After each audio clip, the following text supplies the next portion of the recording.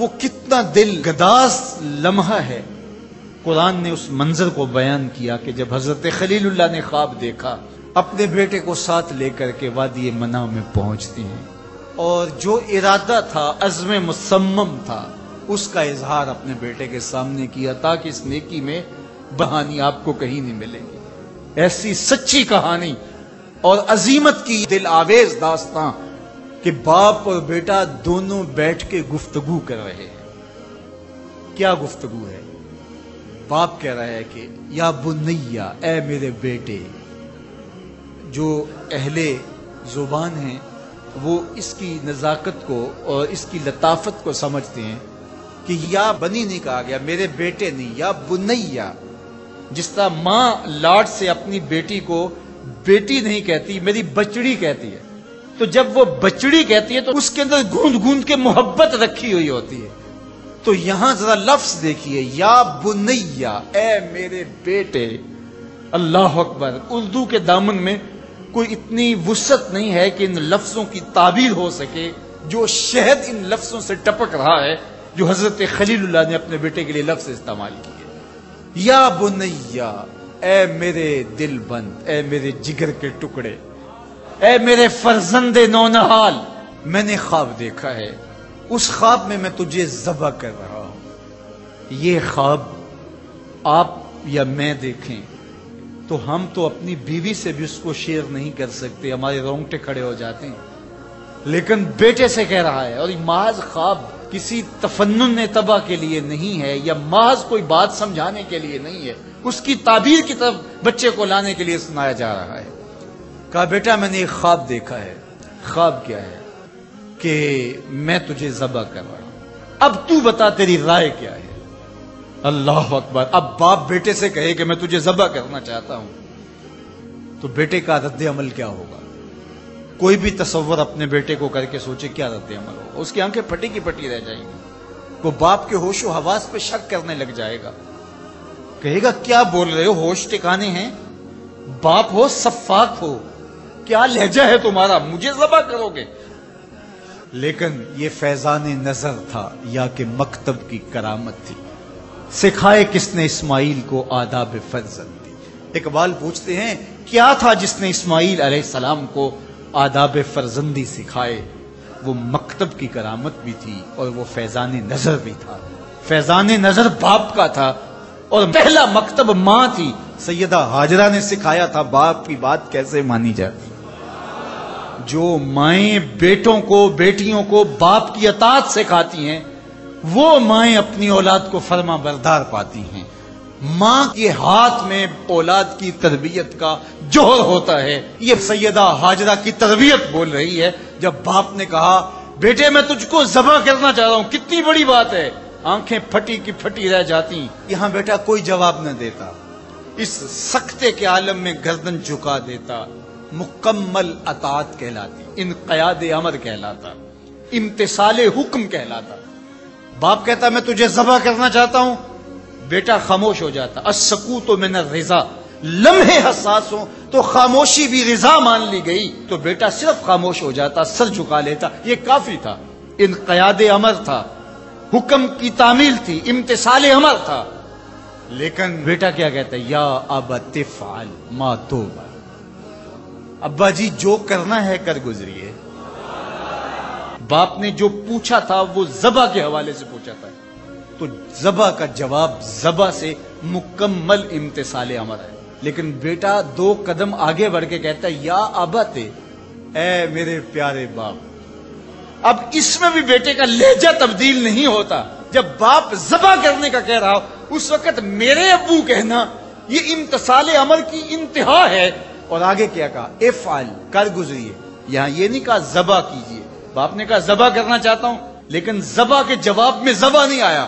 ذرا دل تھام کے بیٹھیے، کتنا امتثال امر اور مکتب کی کرامت کا کیسے ظہور ہوتا ہے۔ یا ابا تفعل ما تؤمر، اے ابو ذبح کیا، جو بھی کرنا ہے کر گزریے۔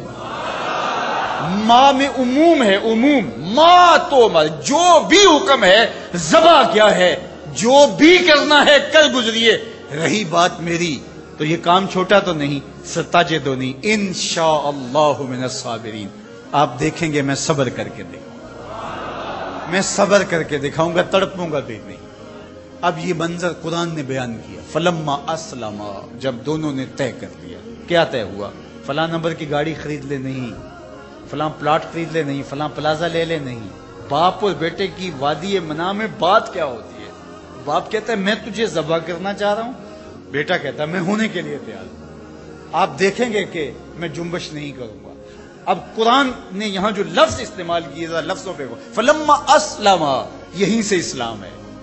اسلام یہ ہے یار کے آگے سر تسلیم خم کر دینا. من مانی کا نام اسلام نہیں ہے، اللہ رسول کی اطاعت کا نام ہے. فلما اسلما، جب دونوں نے اس بات کو طے کر لیا، دونوں راضی ہو گئے. باپ ذبح کرنے پہ راضی ہے، بیٹا ذبح ہونے پہ راضی ہے. وَتَلَّهُ لِلْجَبِينِ، اور باپ نے بیٹے کو پیشانی کے بل لٹا لیا، ہاتھ میں چھری پکڑی ہے. بوڑھا باپ اپنے نونہال بیٹے کو ذبح کرنے پہ آمادہ ہے، جس کا کوئی قصور نہیں ہے، جس کو اللہ سے دعائیں مانگ مانگ کے لیا تھا. اللہ اکبر. کارکنان قضاء و قدر دم بخود ہیں. آسمان بھی سوگ کی چادر اوڑے ہوئے، وادی منع تھر تھر کانپ رہی ہے. رضوان جنت اور حوریں سسک رہے ہیں، مالک قیامت آنے والی.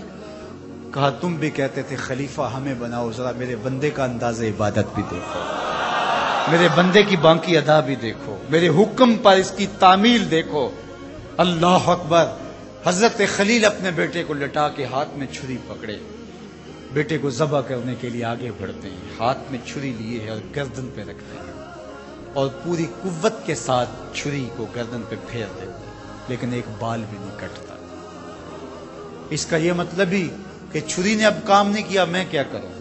کہا شاید میرے دل میں کوئی ایسی بات آ گئی جس سے چھری کو روک دیا گیا. جلدی سے چھری کو پاس پڑی لکڑی یا پتھر پہ مارا. لما تقطعی یا سکین، یا چھری کاٹتی نہیں ہے. آواز آئی الخلیل یامرنی والجلیل ینہانی. خلیل کاٹنے کا کہتا ہے، جلیل کہتا ہے خبردار ایک بال نہیں کاٹا. پھر تیز کرتے ہیں اور دوبارہ چھری گردن پہ رکھتے ہیں. اللہ اکبر. گلا کٹ جاتا ہے، خون بہنے لگتا ہے. حضرت خلیل خوش ہو جاتے ہیں، آنکھوں سے پٹی کھول دیتے ہیں. لیکن منظر کیا دیکھتے ہیں کہ جس کو ذبح کیا وہ بیٹا نہیں، وہ تو دمبا ہے. اور حضرت اسماعیل پاس کھڑے مسکرا رہے ہیں. بے ساختہ زبان سے نکلا اللہ اکبر. حضرت اسماعیل بولے لا الہ الا اللہ واللہ اکبر. جبریل امین جو دمبا لے کے آئے تھے وہ بھی پاس کھڑے اور مسکرا رہے تھے، بولے اللہ اکبر وللہ الحمد. اب ابراہیم علیہ السلام کی سرشاری کا عالم جبریل امین موجود ہیں اور دمبا پڑا ہوا ہے. اب ظاہر ہے بات سیدھی سیدھی ہے کہ اللہ کے حکم سے سب کچھ ہوا. حضرت ابراہیم علیہ السلام کے قلب اطہر کو تسلی ہو گئی. لیکن عین اس موقع پر وحی کی چمک سے منع کی وادی روشن ہو گئی اور وحی نازل ہوتی ہے اور آواز آتی ہے وَنَادَيْنَاهُ أَن يَا إِبْرَاهِيمُ قَدْ صَدَّقْتَ الرُّؤْيَا إِنَّا كَذَلِكَ نَجْزِي الْمُحْسِنِينَ. عین اس موقع پہ ہم نے بھی آواز دی ابراہیم بس بس تو نے واقعی خواب پورا کر دکھایا. ہم نے تیری سنت کو قیامت تک باقی رکھا اور اس تیری نشانی مٹنے نہیں پائے. صدیاں بیتنے کے بعد آج بھی منع کی قربان گاہ سے لے کر دنیا کے آخری کونے تک سنت ابراہیمی کو زندہ کیا جاتا ہے. اللہ اکبر. کتنا جگرا تھا اس باپ کا اللہ کی رضا کے لیے. خلت کے تاج یوں نہیں ملتے، عظمتوں کی معراج یوں نصیب نہیں ہوتی. باپ بیٹے کو ذبح کرنے کے لیے آمادہ ہو جاتا ہے.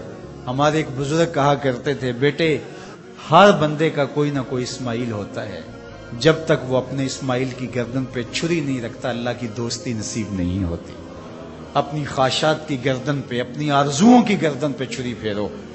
اللہ کے لیے محبوب سے محبوب چیز قربان کرنے کے لیے آمادہ ہو جاؤ، پھر تمہیں وہ اپنی قربتوں سے مالا مال کرے گا.